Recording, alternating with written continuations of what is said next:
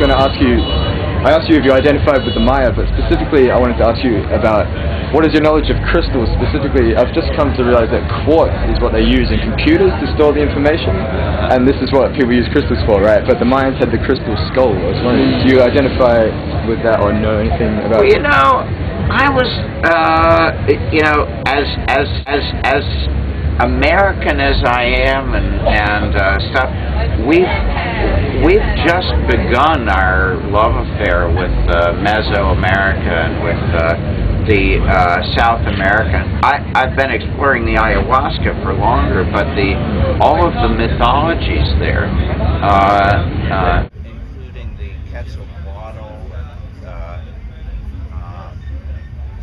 the Mayan calendar, which we visited this past year. We had a treat of being given an incredible tour of information about this group.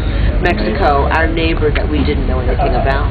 But here we are in Australia, learning so much here.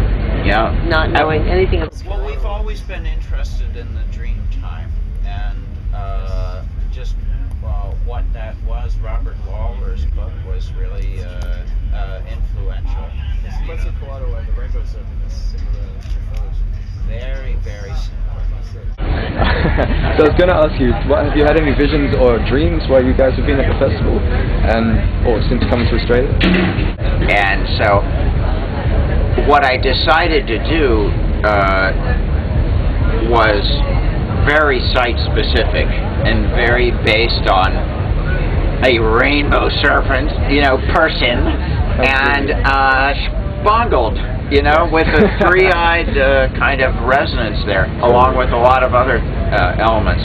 So it was very keyed into the moment, yes. And it was it's something I'll never forget.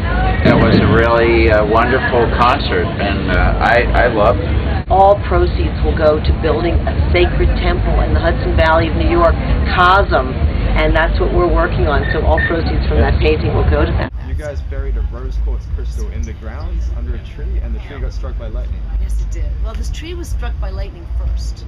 It was a lightning strike tree that we chose to bury the crystal under. It's like the heart of the land.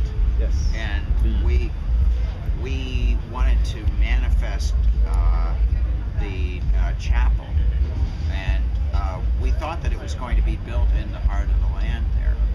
Now, there are a number of geographical reasons why it was not advantageous to do it. And there's a flat meadow out that's the perfect spot for the chapel. But as soon as we determined that, the tree itself, the same day, fell over. Yeah, right. Yeah. And did you feel as though that was a message from the creative spirit or Mother Nature?